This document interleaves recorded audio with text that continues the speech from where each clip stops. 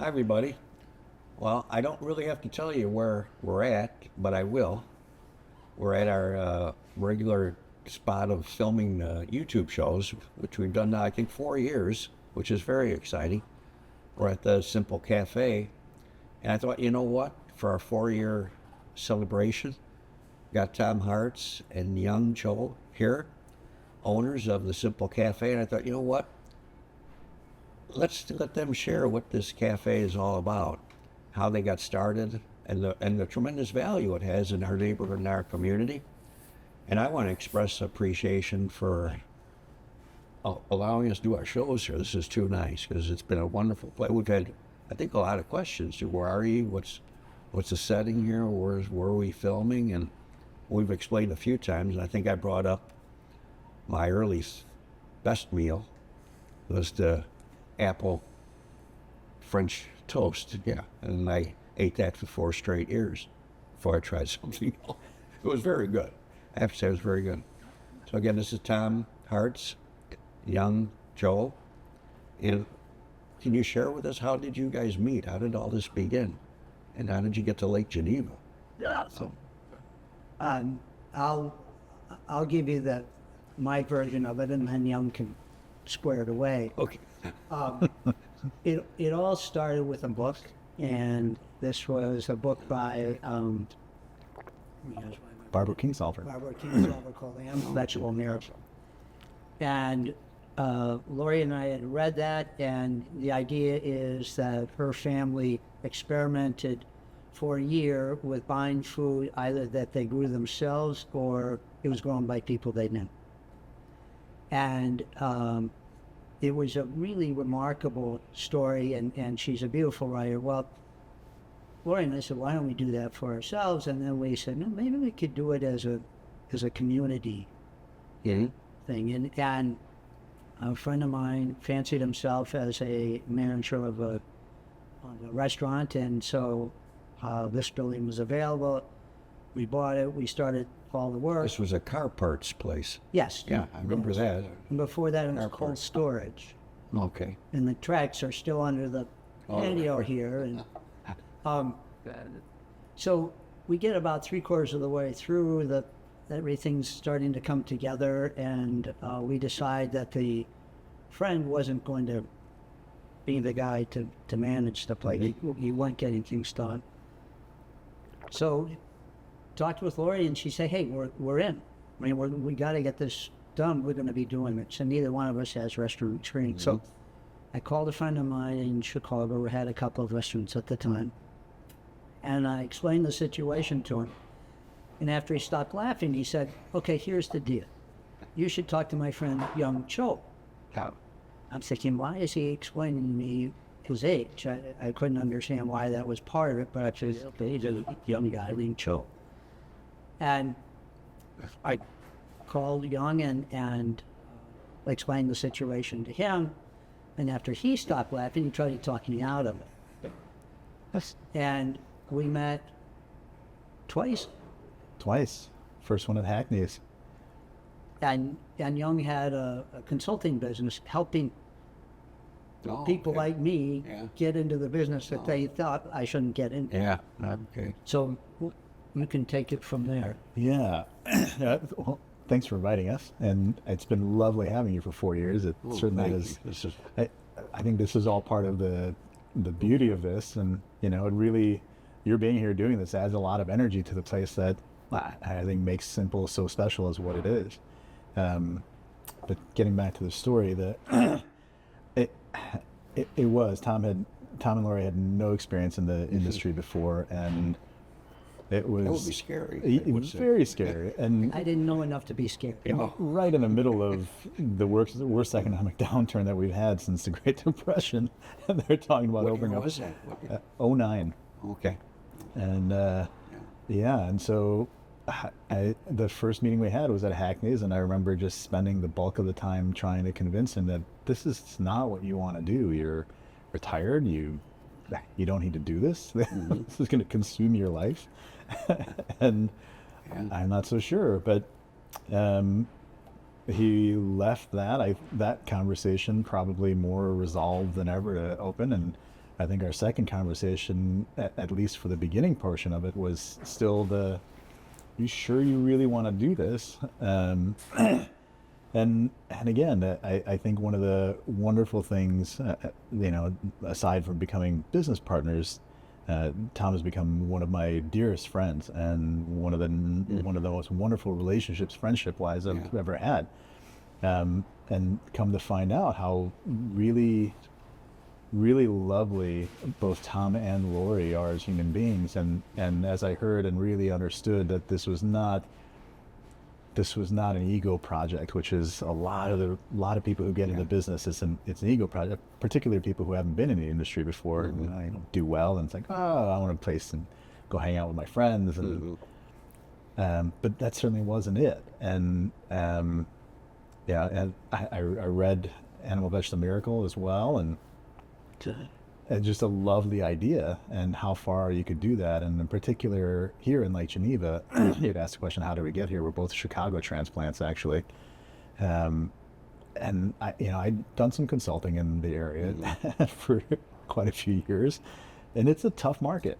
And it's a really tough market because generally it's completely resort oriented, it's tourist oriented. So you're really busy in the summer, 3-4 months where you're just doing really well, and then the rest of the year you almost shut it down. Well, that's true. Yeah, it's very quiet here in the winter. Yeah, and as a lot of resort towns are, there wasn't a heavy emphasis on really great quality food. It was, I'm not saying that there's bad food here. It's just the economics of it made sense for people to work from a freezer to a fryer and do these sort of things and lay out a few things. Scrambled eggs, bacon, and which get everywhere, kind of. Yeah, and there was such an opportunity here because we do have such a rich agricultural community here and some incredible producers. And so as we started looking around and having some conversation and talking about food and just, talking about life, we found so much common ground in terms of values, beliefs, and a real deep-rooted desire to make an impact in the world, starting obviously with the community that we live in. And so that's really where this whole thing started. It's pretty remarkable. And how did you meet the growers, and how did you decide on what you're going to serve? I mean, food is an endless thing. Yeah. I'm classically trained as a chef. I have French culinary training. Worked as a chef for many, many years in a lot of different areas, from fine dining to pizza joints. From the consulting world, I've worked with hundreds of companies, and food has always been this real driving passion for me. It started with my grandmother, and first generation immigrants here, and food from the garden, because that's what we could afford, was a big part of how we grew up. So food has been just this really connective piece for me. And as we looked around here, how did we get to people? When we first started talking to farmers around here, they wanted nothing to do with restaurants. Because unfortunately, the historical nature of where we've been relationship-wise for restaurants and direct growers hasn't been the greatest. It hadn't been at that time. It's much better now. I think that, it's become part of the way people are doing things now. Is that something you think you contributed to? Because a lot of the other restaurants probably weren't getting local. I don't know. I don't much either. I look at myself. I don't think so. I think they aren't. Yeah. And it was interesting. There were farmers I knew personally. They belonged to our church, and I would go and talk to them about buying produce. And no. Oh, okay. And the first person we ended up having a contract with was Lynn from Yuppie, and she supplies us eggs. And I think we did the math one time. Is it 500,000 or 600,000 eggs a year that we? It's a lot. I'd have to redo the numbers again, but it's a lot of eggs. And she's a single parent. She runs the place. Her sons help. She's a remarkable person. At one time, She had hogs, but she has turkeys around the holidays that she can buy. But she is a force of nature and just It's good to hear. lovely person. Yeah. You know, a lot of people are like that. They're unique in their personality, and that's what drives their capabilities to do what it is. But how did you create a menu then, based on your local availability or what you had to find, or how did you create? So it was interesting. We certainly had lofty ambitions in terms of how we wanted to do food. And I to me, food is one of those things that has the ability, a very unique ability. I think music is one of the only other things that does this, to really connect people. You can put a group of 10 people who don't speak the same language and come from all over different parts of the world, different economic, situations. And if you put them around really good food, they'll figure out a way to communicate. You'll by the end of the meal, there'll be a lot of laughter and communication and figuring these things out. And food has that ability to connect. And so when we look at it, and I've traveled all over the world and cooking in a bunch of different places. So to me, food is really like a global communication tool, a connecting tool. And so the idea was, how can we look at the things that people grow here and then bring influences from other parts of the world to sort of introduce people and sort of break those barriers, like Samuel Clemens' wonderful quote of, if you really want to remove racism, bigotry, hatred, these sort of things, travel. Like, go and travel and go see how other people live. Embrace those things. Right? That's very true. Exactly. And so we try to do that with food, but we also knew, in the community that we were in, the time frame that we were in, we needed to make it really accessible and really easy to understand. So we took that first menu. If we look at that first menu and go all the way back, it has very, the turkey club sandwich was on the menu, like classic American burger was on the menu. There's these very, very simple things. A chicken sandwich that had mozzarella and fresh tomato in the summertime was on the menu with pesto. And then we added little elevated touches, if you will, into those menu items, but kept the titles very easy to understand. And so as people started having this, you'd get a bite and you'd see the reaction. People like, whoa, what's in that burger? Why does this chicken sandwich taste like this? I'm not sure how come this club sandwich is, what's going on in here? And, in club sandwich, we, did a basil sun-dried tomato mayo instead of just regular mayo. Subtle difference, subtle change, but massive impact in terms of flavor. And people were like, holy cow.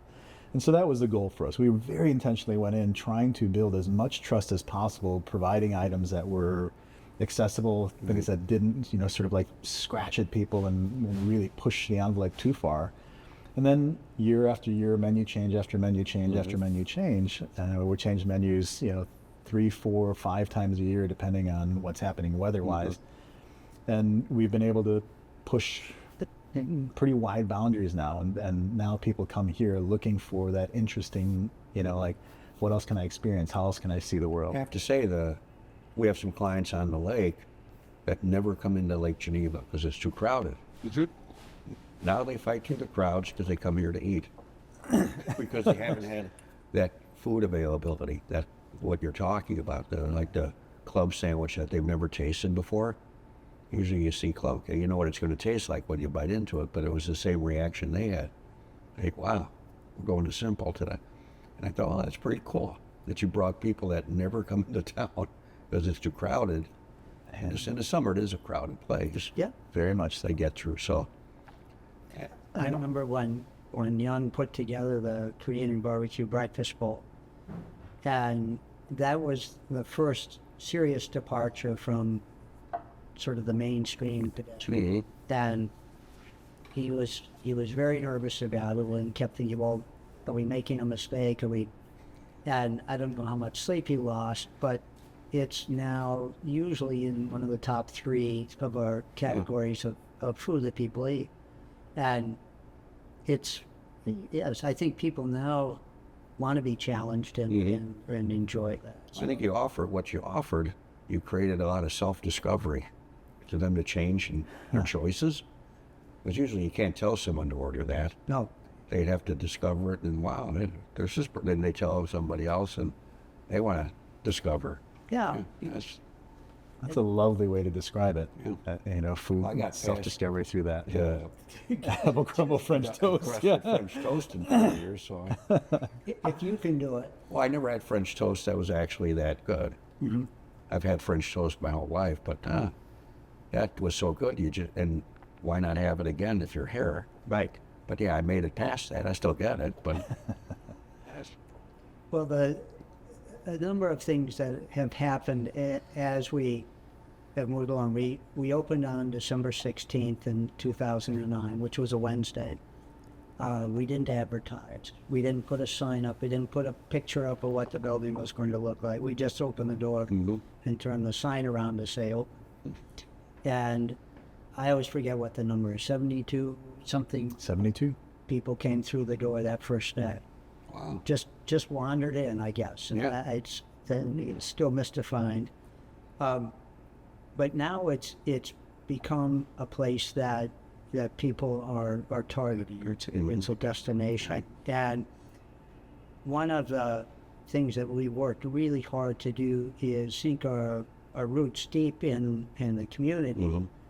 And the community support has been remarkable and really lovely.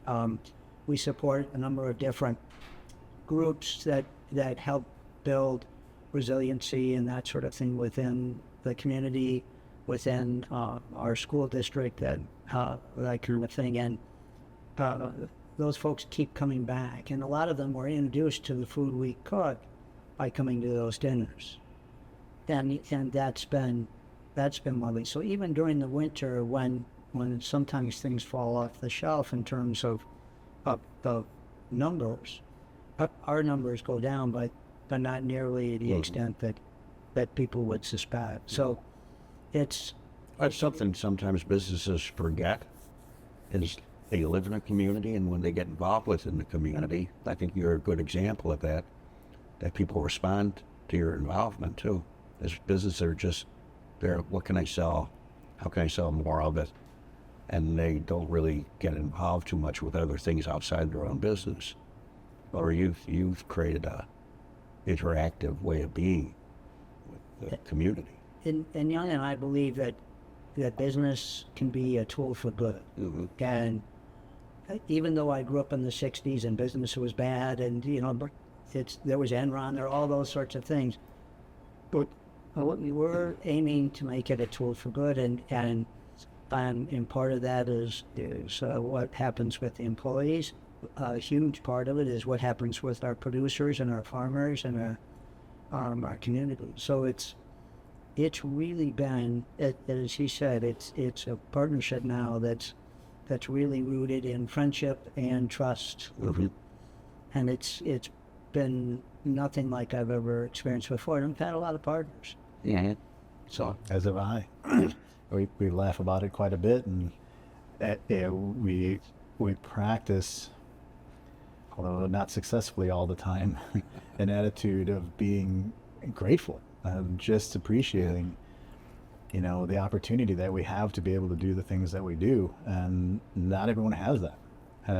We are very, very lucky, and doesn't discount the amount of hard work and all the other things that go into that, but we have an opportunity to do that, and I think we are on a regular basis making that impact.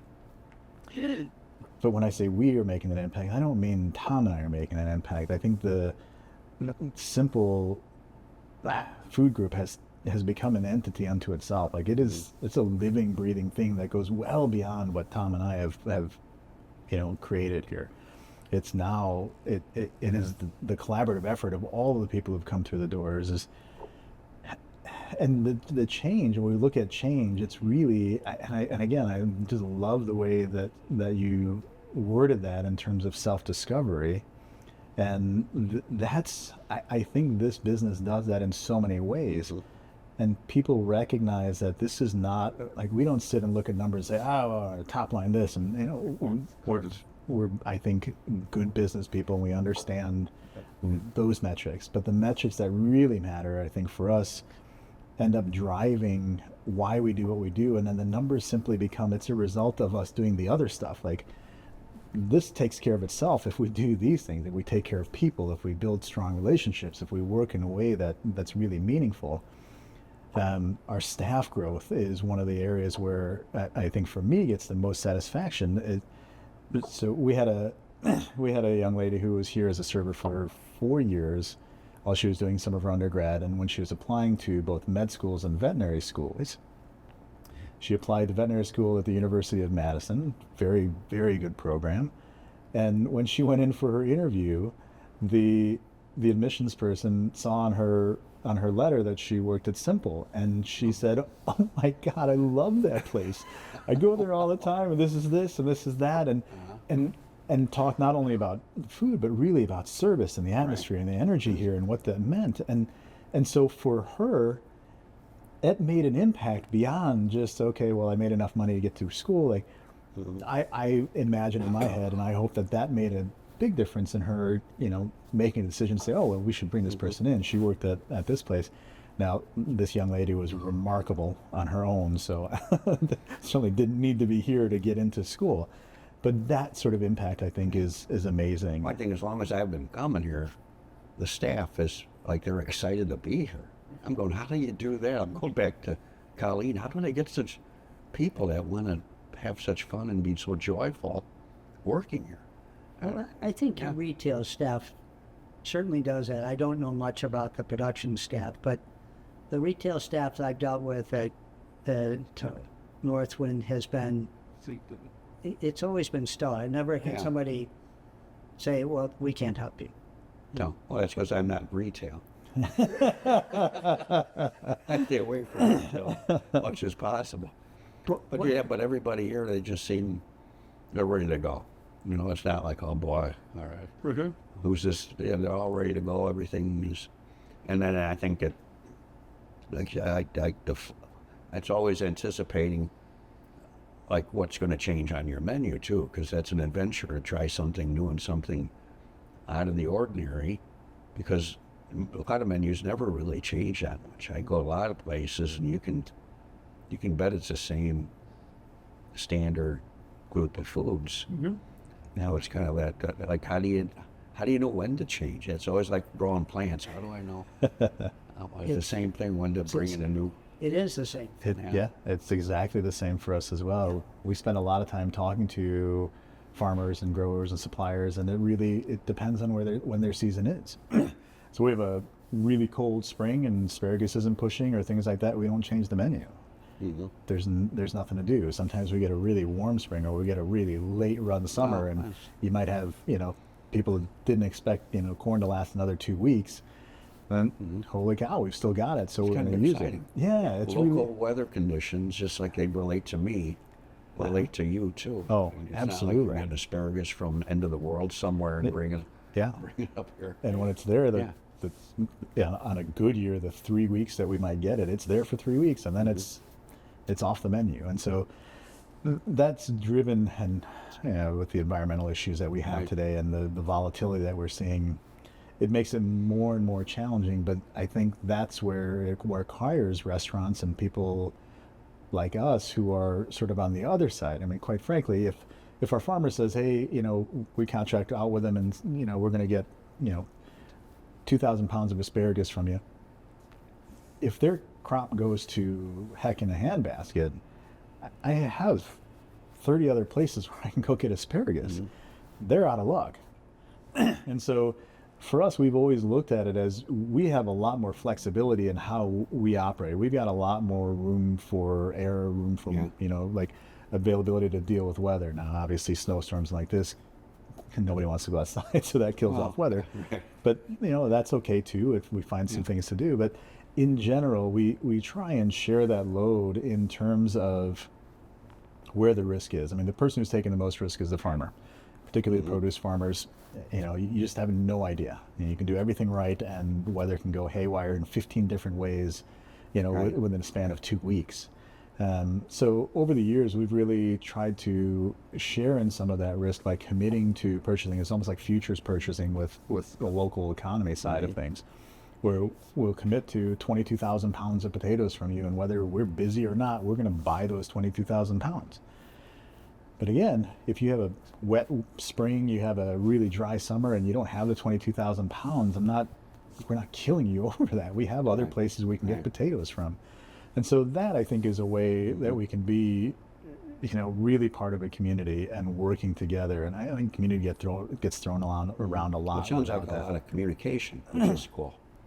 That's a big part of life. It's is fun. Communication, yeah. And I think that's where the good stuff happens. I think that's where really those relationships and the strength of those. Yeah. Lynn's had her business now for almost 20 years, maybe more. And out of that entire time, we're the only company that's ever come out to her farm to help her move chickens around, to ever clean barns. Wow. Like the only one. That's And I find that just collaboration. absolutely remarkable that Yeah. just from a standpoint of interest and understanding where food comes from and those pieces, I think that's part of it too. So education is a big piece of what we try and do. And it's not as you can see, we don't have the big signs of Wisconsin with the stars that say this came from here and that came from here. To us, that's a marketing tool. We're not interested in the marketing. We're interested in really developing deep relationships. And as Tom said, deep roots and education really drives that change. So our staff coming out for 3 hours moving chickens around has more impact on them than us sitting in a classroom talking about the cost of eggs and why this happens and why that happens. Right. And it also strengthens the relationship that we have with Right. Lynn. Yeah. That's super. It takes a long time. And, some farmers we talked to for 3 years before we bought anything from them because it took that long to build a relationship. Because I think for most of them, when they're not, everybody has their things that they need to do in terms of making the money work. But when it becomes the things that they really love to do, it takes time to build that trust. It takes time to build a relationship to want to work with someone. And for us, it's always worth it. It's always worth it to invest in the time and energy to develop relationships with people. That's true. But then it's a lot of times we still have to earn income. But there's also times when you can see a future earning of being sincere to people, being caring about people. And that has a way of generating future income and future, I would say, I think friendships. It's a nice way of collectively looking at what we're all doing. Yeah. And we're sort of, it's not the anti-Walmart, but when you're a supplier of Walmart, they tell you what price is up. Yeah. Tell Home Depot is what their plans too. Right. Here's what we'll pay you. Right. Yeah. So the way the conversation starts in the spring with the farmers, with inlands of the perfect example, what are you charging for a dozen or for a case of eggs this year? She tells us, we go, okay. That she knows what she means. She's the one who's doing all the work, and as Jan so aptly pointed out, she's the one taking all the reds. So okay, then we do it, and but I can't think of any time where we've ever said, well, we can't afford that, or if it's a really expensive item, we'll just reduce the amount that we buy so that we can also buy other items from farmers. It's I remember it was a conference and Lynn was speaking, and I think it was Lynn, and she talked about how we did it. Or was it at the apple orchard?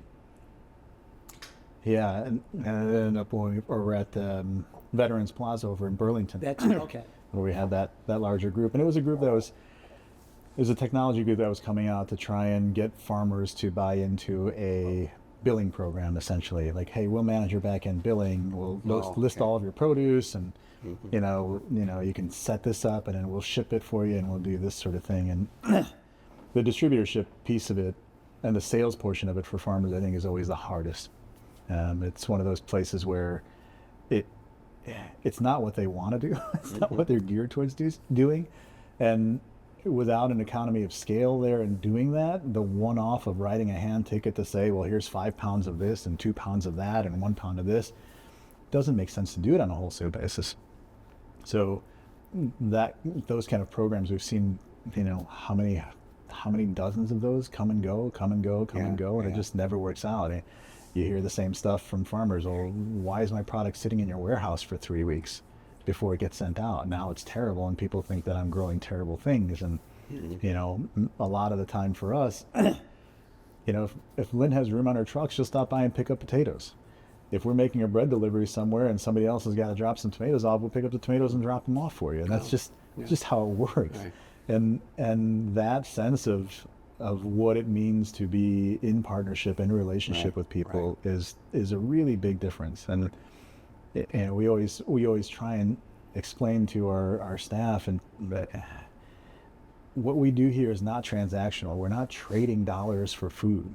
This is relationship driven in terms of what we're doing. You're building relationships with the people who come in here, customers who are coming through the front door, and everybody who comes through the back door as well. Delivery drivers, we make sure that we feed delivery drivers, get them coffee, pastries, these kind of things. Like, we know them by name. They know who we are. They're always happy to stop here and have conversation and talk about it. So yeah, there's some really wonderful stories that go along with what that is. I think another one that always comes to mind for me is during pandemic, our broadliner that we had been with for 11 years at that point in time. And that's the big truck. That's Cisco, GFS. Those kind of places. Yeah. And we won't name who it is that we work with. But, you got to get cups, you got to get plastic wrap, you got to get these sort of things. And, we use them for that. And then obviously the growing season here is 3 months. So off season, you have to supplement. But we'd been with them for 11 years. We placed an order in the middle of the pandemic. They were split. They come on Tuesday. They come on Tuesday and Thursday. Oh, I'm sorry, Tuesday, Friday now. And no truck delivery on Tuesday. Waiting for product and nothing. And so finally make a phone call and come to find out that the accounting department of the company had sent out an edict saying no shipments until every single bill is caught up. And I said, well, we are caught up 100%. We've always paid our bills on time. We've always been, very particular about that. And they said, no, like everyone. I said, wait, we've worked with you this long to build 30-day terms. We had 30-day terms with that. I said, you have to catch up with everything, all of it. Without so much as a phone call, without so much as, any notification whatsoever, just, we don't have product coming in. Well, during that time, we set up a resource pantry, knowing full well in that beginning period, we no idea what the government was going to do, no idea where people were going to, be able to buy groceries and get food, get toilet paper and whatever else. And so twice a week, we cooked hot meals, made packages of food, we got supplies together, eggs and bacon and milk and these sort of things. Every single farmer and producer that we worked with, we asked them, they said, listen, let your staff know that they're welcome to come and participate. This was a no fee. This was just going to be one of the things that was going to be available. Every single one of them donated product. Oh. Every single one. And I don't mean a little bit of product, like hundreds of dozens of eggs, hundreds of pounds of bacon. These people are all in the same boat and they're all struggling. We're all struggling together. And yet that sense of, for us, that's like the definition of community. Like that's what we want to see. That's why we're doing what we're doing. Right. It's really good. Every single one of them said, whatever you need to order, keep ordering. If you need more time to pay, take more time to pay. Wow. Everyone did that in the community that we worked with, in all of that grouping. I'm glad. That's so good to hear. Yeah. If you watch TV, you don't hear stories like that. It's all individuality, all me, about me or me or me. Yeah. But I think the truth is in the stories we don't hear. Like you're sharing. Yeah, I think that's I like that. That's really cool. Yeah. Well, very good. One of the things that we do internally, when we designed this place, the idea was, in my dream was, in that didn't come to pass because certain people sitting at this table and not you thought it was not going to work, was to have a community table. And that everybody would sit together. But we do have a bench where people who don't know each other sit next to each other. And we have a counter that does the same thing. Yeah. And you can come here anytime and you'll see people who clearly don't know each other all of a sudden talking to one another. And a huge part of it is the food, because there's, that's amazing, and then exploring that. Right. It's the self-awareness. I know every time we sit at the counter, we're talking to the people in a real start, and now you just end up talking to everybody at least on each side of you. Yeah. Too. Yeah, and that was intentional.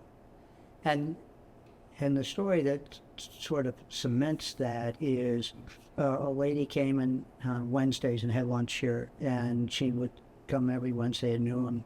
And after a minute, the server started finding out her story. She had been unexpectedly divorced, which sounds dreadful to me.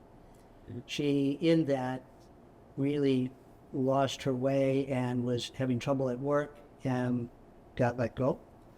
And when she was not getting income, she wasn't paying her mortgage, and so the bank started foreclosure on her house. So she was in a world of hurt, but she came here because she was treated like a human being, not like you're doing something wrong. Yeah. One day she was sitting next to a table with two people, younger people, got to talking.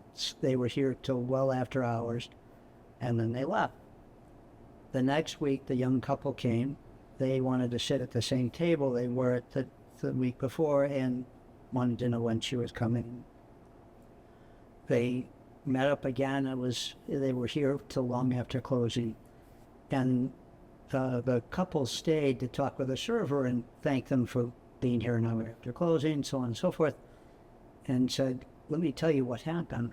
This couple was from Chicago. He was an attorney and she was a property manager. And after hearing her story, the attorney said, look, we can find some work for you at our law firm, an assistant legal person, a secretary, something. We can make that with. My firm can also do pro bono, your divorce and your foreclosure. And they're from Chicago, so she'd need a place to live, and his wife had apartments available that she could offer for free until she got her feet under her. Well, We've not ever seen her since. But it was because they were sitting next to one another. oh yeah. And the conversation just starts. And not everybody has a big story, No. but everybody's got a story. Yeah. It's And we don't always know what it is. Our farmers have stories, and when things are late or something happens, the first call isn't to scream at them. The first call is that, hey, is everything okay? Because that's the relationship. yeah. And they say the same for us. So it makes it different to work here. It makes it different to eat here, and it makes it different to do business. Yeah.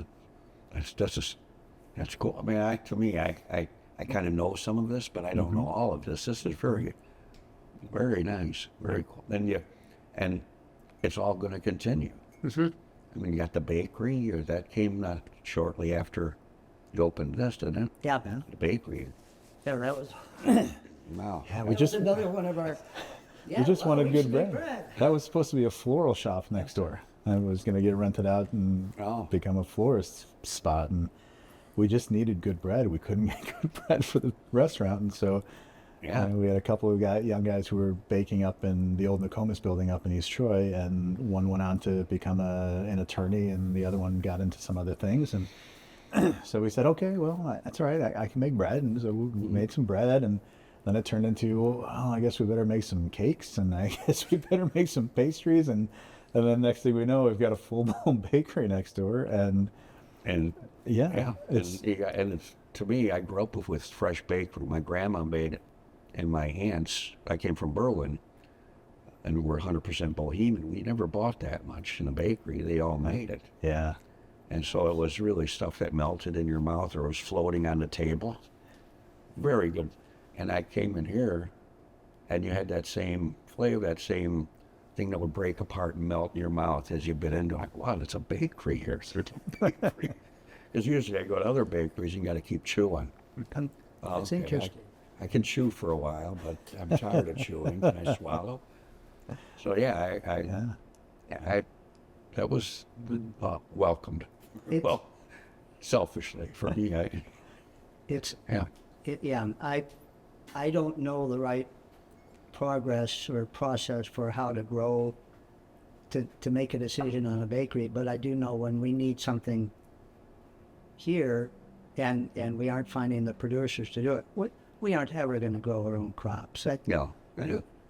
Len and John, all those folks know how to grow these, and they've been doing all their lives, and some of them are third and fourth generation folks. But can we make bread? I was not sure, but Young said, yeah, let's do it. And okay. Yeah. And we even had, that was another part of it, another person who said, don't do it. And he had been a baker here for a long time. And he said, Brad, that's a really tricky thing. And so, but even in that, he helped us find equipment and get a guy who would help us put things together. And so even though he said, don't do it, he helped us do it. And it's been a remarkable journey there. Even. Yeah, the bakery has been fantastic. And, just another way to expand the group of people working with. So, John and Haley Wepking out of west of Madison there at, now I'm doing what you're doing. Meadowlark Organics. Yes. Who originally transitioned from regular farming into organic farming, and then they got into the milling side because of a guy named Gilbert Williams who started Lonesome Stone Milling, who we were buying flour from. And again, this whole notion of where are we getting products from, and again, for us, it's not the dots on the map, but the people who are doing what they're doing, and they love what they do. We don't go around asking people to grow a 1-inch cucumber with a little flour on it. We ask people, what do you love to do? Right. And so they're going to do the best that they can with the things that they love, right. And then it becomes our job to really respect that and treat it well and let those products shine as we bake and as we go through. Creating opportunity for a lot of people that don't have to produce the same thing over and over again. Here's something that I'll try that, and when they're successful with it and have a way of doing it, it's a little exciting. I like that with plants. When I can start to grow something I found in the middle of the Kettle Moraine one day, and like people say, well, we're not making money on it. Well, give me some time to share what the possibilities are of this plant with people. And then I'll have enough when you can see how this plant can really engage with all the other plants and make the whole garden successful. So I think that's what you're doing. You're cultivating the future of who knows what. Of what's next on your menu. It's an interesting thing. And I love that notion that you're walking through the kettle and you're like, oh, this is something. Why are we not incorporating that into the natural landscape of the things that we do? I found Spiralis terra there by a rock. I sat on a rock, and there was a short prairie dropseed this big. I dug a little piece out. Well, I shouldn't say that. I dug a little piece out with my knife, and I potted it up and stayed short in our heavy clay soils. I introduced it in 97. I was growing 12,000 a year. So you don't have to take $1 and put your dollar in the stock market. Yeah. You can invest in other ways to create income. Yeah, that's certainly been for us as well on the bakery side of things.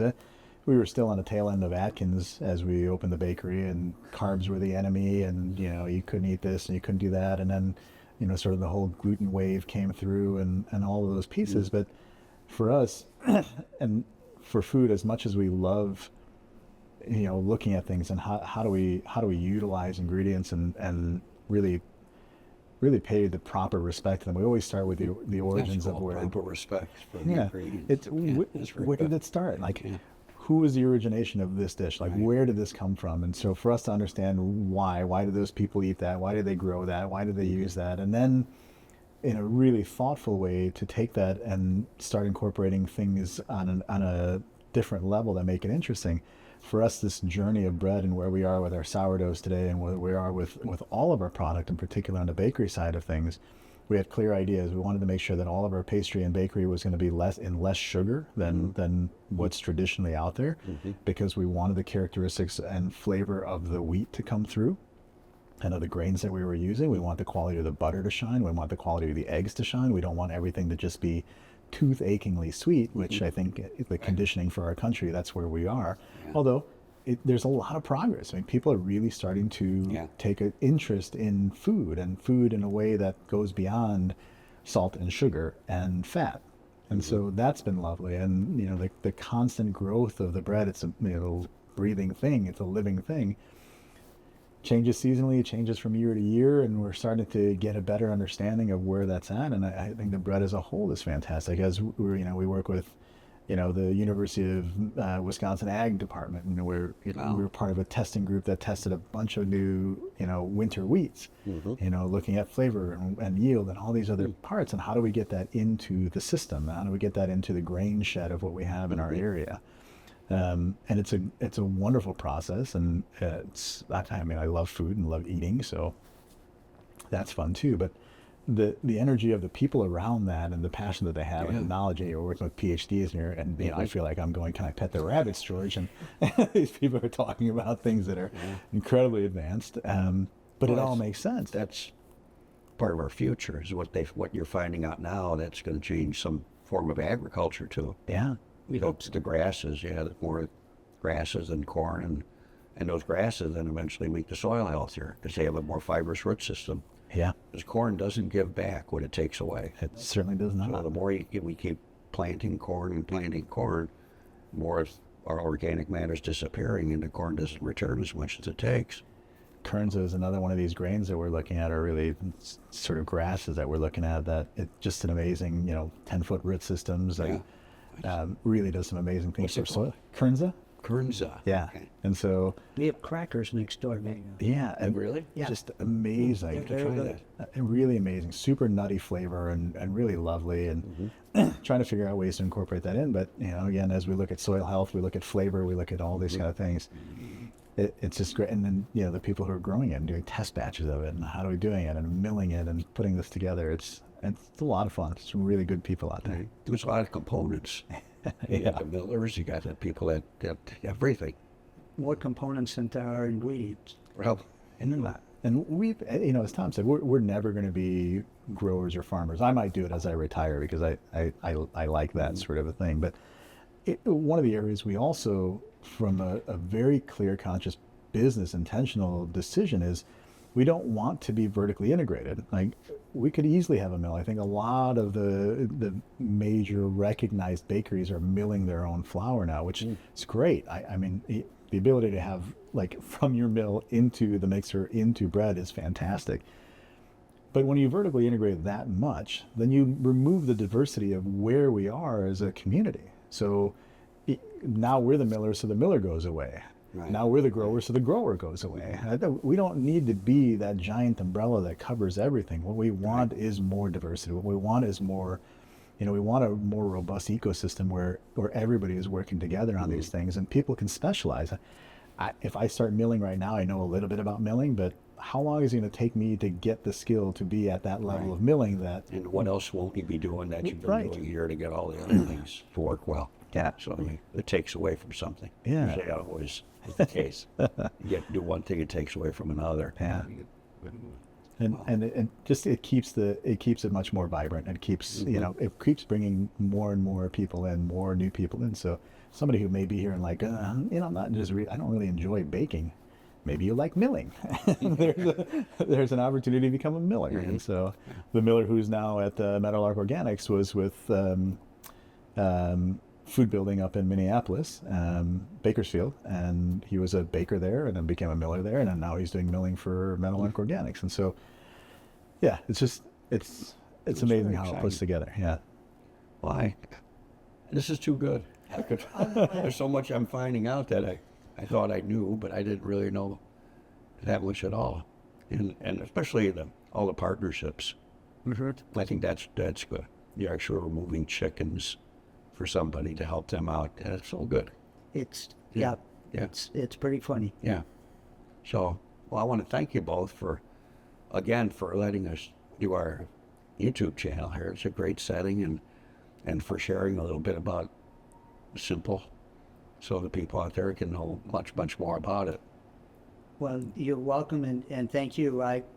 When you sent me the text about yesterday, I sent it to our manager here, and that you were going to be here yesterday and today, and her one word response was great.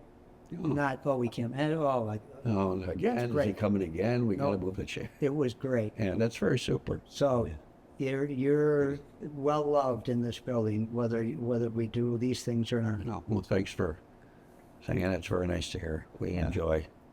So, well, everybody, I think you we had a great show. I enjoyed the show, and we'll see you soon. Thank you.